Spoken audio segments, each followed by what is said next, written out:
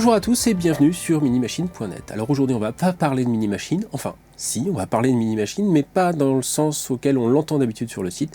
On va parler des engins de déplacement personnel motorisé, donc les EDPM, donc les trottinettes électriques, les gyroroues, les monoroues, les skateboards électriques, les overboards.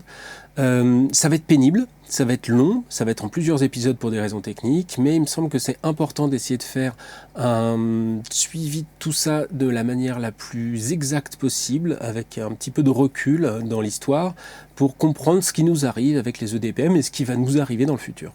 Alors ça fait plusieurs années que je surveille, pas mal d'années, que je surveille attentivement le petit monde de ce qu'on n'appelait pas encore les EDPM, donc les engins de déplacement personnel motorisé. Puisque c'est comme ça qu'on va devoir les appeler, puisque c'est comme ça qu'ils vont rentrer dans le code de la route à la rentrée de septembre 2019 avec la loi LOM, la loi de mobilité. Donc on va parler des trottinettes électriques, des monoroues ou gyroroues, des skateboards électriques, des overboards, des plein de bidules électriques qui arrivent et qui vont être classés dans cette espèce de grande catégorie.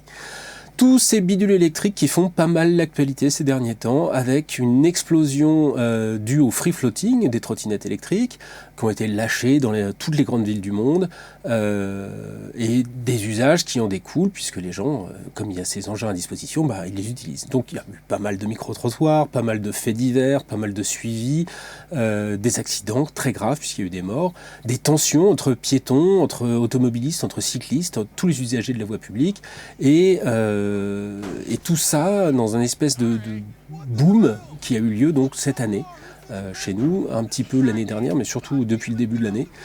Et on sent que dans la rue, l'atmosphère s'est tendue. La grogne a envahi les usagers. Et on semble vraiment, beaucoup de gens ne semblent pas comprendre ce qui se passe. Alors moi je suis ça depuis très longtemps, depuis 10 ans en fait, les engins de ce type, et dernièrement j'ai fait pas mal de publications sur Twitter, ce qui a fait que j'ai eu pas mal de messages, ça a eu pas mal d'échos, et j'ai eu plein de témoignages, des témoignages variés d'utilisateurs de ces engins, de piétons, des commentaires techniques, des commentaires juridiques sur des produits, sur des situations rencontrées, sur ce qui se passait dans la rue, des demandes d'informations de la part d'industriels, de la part de petits revendeurs, de grandes chaînes de distribution, des juristes m'ont interpellé, des policiers, des gendarmes, j'en ai eu plein au téléphone, et puis j'ai même fini par me rendre compte que je répondais directement à des élus, des maires, des conseils municipaux, et puis enfin, à mon grand étonnement, je dois dire, j'ai fini par rencontrer physiquement, des gens vraiment haut placés dans la grande chaîne alimentaire politique autour de ce sujet. Alors moi, je suis pas du tout un spécialiste de tout ça, j'ai aucune légitimité en fait là-dedans, je suis pas urbaniste, je suis pas un spécialiste de la ville, je suis pas un type qui est capable de concevoir, un ingénieur qui est capable de concevoir un de ces engins électriques, et puis je suis pas un juriste ni un expert des droits et usages de la route, je suis pas un assureur, en fait moi je suis un de ces types qui, quand il s'intéresse à un sujet, creuse. Vous voyez le genre de type, le type qui lit le manuel, celui qui vous dit qu'il faut lire le manuel. Voilà, je suis le genre de gars-là. Et quand j'achète un truc, ou quand je me renseigne sur un truc, ou quand un truc m'intéresse, je peux pas m'empêcher en fait de creuser, de me renseigner, d'éplucher des docs, etc. etc. Je suis le genre de type qui lit tous les manuels, donc je comprends que scoltiner le manuel d'une trottinette électrique, d'un overboard, d'une cafetière électrique, d'un appareil photo numérique, etc. Ça puisse rebuter, mais moi je peux pas m'en empêcher en fait. Et j'imagine aussi que les Français, quand ils ont eu leur permis, quand ils ont eu le code de la route, c'est pas leur passion de le relire. Une fois que c'est dans la poche, on l'oublie, et malheureusement d'ailleurs il faudrait le relire régulièrement. Et donc pas grand monde, beaucoup de gens commentent, mais ne se prennent pas le temps de comprendre comment le truc fonctionne. Donc voilà, ça donne des situations comme celle qu'on est en train de vivre avec les EDPM, et ça donne pas mal de tensions.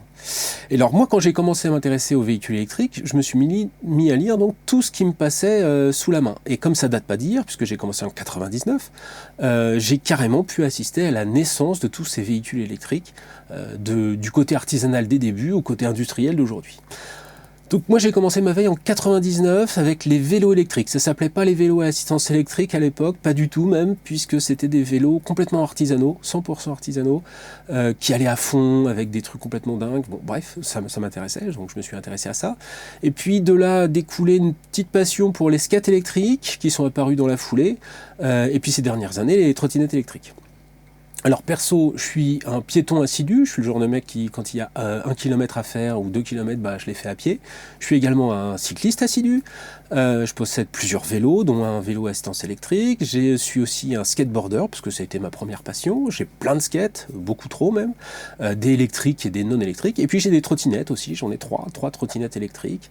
Donc, je suis un utilisateur de tous ces engins avec cette échelle-là, c'est-à-dire piéton, cycliste, skateboard, trotte. Et puis donc tout ça m'intéressait à titre perso jusqu'au jour où dans le cadre de mon boulot on m'a demandé un avis technique sur les hoverboards. Alors je sais pas si vous vous souvenez des hoverboards. Les hoverboards c'était des sortes de jouets, alors c'était 2 roues sur les côtés avec un plateau au milieu, un système gyroscopique, on montait sur le plateau et puis quand on se penchait en avant ça déstabilisait l'ensemble donc les moteurs avançaient. Quand on se penchait en arrière ils reculaient et puis voilà on pouvait tourner comme ça. Ça a été une grosse mode en France en début de l'année 2016, aux États-Unis en fin d'année 2015. En fait, ça a cartonné fin 2015 aux US, mais vraiment, c'est-à-dire gros carton, des centaines de milliers de pièces vendues, un peu d'écho dans les boutiques spécialisées en France, mais vraiment gros carton aux US. Et beaucoup d'enfants ont reçu ça sous les sapins en fait là-bas.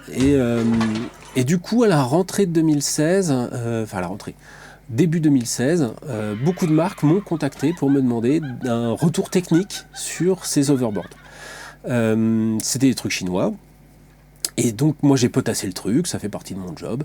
Je suis rentré en contact avec les fabricants, je leur ai demandé des infos supplémentaires, j'ai fini par obtenir les schémas techniques, j'ai eu des photos des produits, le listing des composants embarqués, j'ai interrogé 2-3 spécialistes, etc., etc. Et puis du coup j'ai dit à mes contacts français qui m'interrogeaient, je leur ai dit de surtout pas acheter ces engins, c'était des vrais, comment dire ça poliment, des vraies merdes techniquement parlant.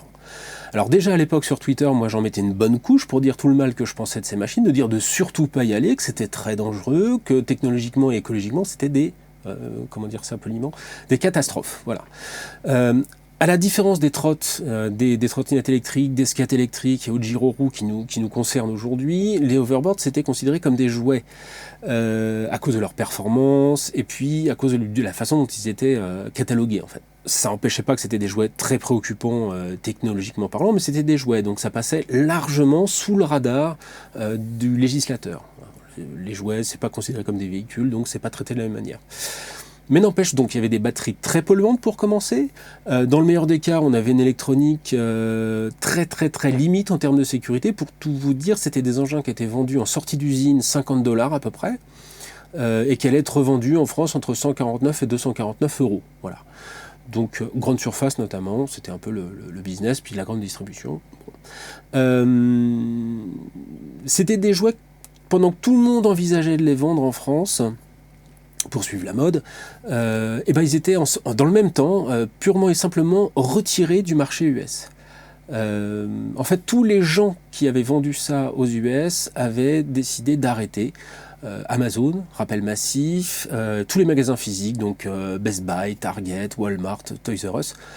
Tout le monde avait arrêté. Pourquoi ? Parce que très vite après les fêtes aux US, on a eu des premiers accidents électriques, des accidents graves avec des incendies à cause de batteries électriques qui ont explosé, etc. Et comme aux US, tout le monde flippe dès qu'il y a un incendie de ce genre parce que les dommages et intérêts peuvent se chiffrer en dizaines de millions de dollars, tout le monde a dit « Oulala, non, j'arrête, on stoppe, on récupère ». Donc Amazon a rappelé les produits, a payé le retour, a prévenu tous ses clients pour récupérer. Tout le monde a fait ça dans un espace de temps. À la mi-février, il n'y avait plus de magasins qu'on vendait, quoi, grosso modo. Juste après ça, on a un organisme américain qui s'appelle la CPSC, qui est un organisme de contrôle très sérieux, avec des ingénieurs très sérieux, qui vérifie la qualité des produits importés aux US, la qualité électrique des produits importés aux US. Donc ils ont été alertés, ils ont récupéré des produits, des overboards qui avaient brûlé, ils en ont acheté des neufs. Et puis ils ont fait un bilan qui est passé au travers d'une lettre publique qui disait grosso modo qu'aucun overboard jamais importé aux US ne correspondait au minimum requis électrique pour travailler, enfin pour être utilisé aux US. Donc moi j'étais pas spécialement surpris, mais les standards US étant très proches des standards européens, surtout qu'en fait les produits étaient les mêmes, les chargeurs travaillaient dans les 2 voltages.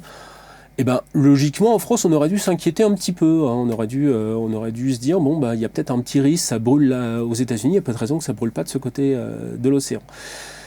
Et ben en fait non. En fait, vous vous souvenez sûrement d'ailleurs de vidéos virales de batteries qui s'enflamment avec des mômes dessus, des appartements qui prennent feu. Il y a eu un mort, je crois une petite fille qui est morte aux États-Unis avec sa maison qui a brûlé, des gens qui ont perdu tous leurs biens, etc. Enfin bon, le truc. Et donc moi, j'étais pas spécialement surpris de voir ces hoverboards poser problème, puisque ça se voyait juste en regardant la fiche technique. Donc là, un simple coup d'œil, un listing, si vous mettez un spécialiste devant, il va vous dire non mais attendez, on a une partie électronique qui sécurisait pas la charge, donc qui continuait à charger même quand la batterie était à fond, sans vérifier la surchauffe de la batterie, c'est-à-dire que ça pouvait monter en température et être vitam aeternam. Si vous l'oubliez sous le sapin branché, bah, c'était une vraie torche. L'électronique et les batteries, c'était importé des années 60, la grosse batterie au plomb bien crado, des soudures grossières sur les batteries à peine fixées ou mal fixées avec des petites mousses qui allaient se tasser dans le temps, le plastique du châssis de l'overboard qui était en plastique ABS cassant, qui se fissurait, qui laissait rentrer de l'eau dans le châssis, enfin bref, techniquement c'était un allume-barbecue le truc, enfin vraiment c'était vraiment crado quoi. Donc nos voisins anglais ont organisé le même rappel massif, aux US tous les revendeurs ont rappelé, et en France on n'a rien eu du tout. On a eu quelques sujets à la télé. Le choix du modèle est fondamental dans un panel très large. Des skateboards électriques comme ceux-là, on en trouve entre 250 et 700 euros. Donc la fourchette de prix est assez grande. Et bien évidemment, le premier conseil qu'on peut se donner, c'est de fuir les premiers prix, parce qu'on peut se douter qu'à ce tarif-là, les composants à l'intérieur n'ont pas la qualité adéquate. Quelques sujets dans les journaux pendant 1 ou 2 semaines, mais en fait, à part 1 ou 2 modèles bien précis qui ont été rappelés par 1 ou 2 magasins, parce qu'ils se doutaient que là, quand même, ça craignait beaucoup, on n'a rien eu, on n'a pas eu de rappel massif, alors qu'il y a aujourd'hui encore dans les maisons des vieux appareils de 2016 qui sont, si on les laisse brancher, potentiellement des vraies bombes, quoi. Et le rôle de l'État dans tout ça, rien, en fait, rien du tout. L'État était complètement placide et il a joué l'autodiscipline responsabilisée. Alors ça, c'est ce qu'on appelle le label CE. Chacun obtient son label et comme on l'a eu, c'est de sa faute, donc l'État n'a rien à voir là-dedans. Si aujourd'hui ces overboards sont à nouveau dispo en rayon, on a par contre une grosse nuance, c'est-à-dire qu'ils ont vraiment évolué niveau électronique, et on met d'ailleurs des logos, c'est assez drôle parce qu'Amazon en revend, ils ont un logo avec des flammes dessus, avec un barré pour dire que ça s'enflamme pas, enfin bref. Donc ça a bien montré déjà à l'époque le côté placide de l'État, et une placidité qu'on a retrouvée très très largement dans le boom des trottinettes en free floating ces dernières années. Et puis surtout, je vous parle des overboards parce que ça explique en bonne partie pourquoi on a une déferlante de nouveaux produits, de nouveaux véhicules électriques. En fait, quand le soufflet d'overboard s'est cassé la gueule, quand vraiment ça s'est écroulé, quand tout le monde s'est rendu compte que c'était un gadget un peu dangereux, quand les US ont décidé de bloquer carrément leurs importations, quand les Anglais n'ont plus voulu, quand il y a eu la note de la CSPC, en fait, la conséquence immédiate, ça a été qu'en Chine, à l'autre bout du monde, c'était un peu la panique. En fait, l'industrie avait généré pas mal de bénéfices, pas mal d'investissements, et les fabricants chinois qui fabriquaient ces overboards, ils avaient du matériel en stock, des usines, des ingénieurs, etc., mais ils n'avaient plus de clients. Enfin, ils avaient les clients locaux, mais ils n'avaient plus les clients à l'export. Et c'est là qu'ils ont décidé de se mettre à fabriquer des skateboards électriques et des trottinettes électriques. Mais ça, on en parlera dans le prochain épisode, parce que si je regarde, ça fait déjà 1/4 d'heure et ça va faire beaucoup. Salut!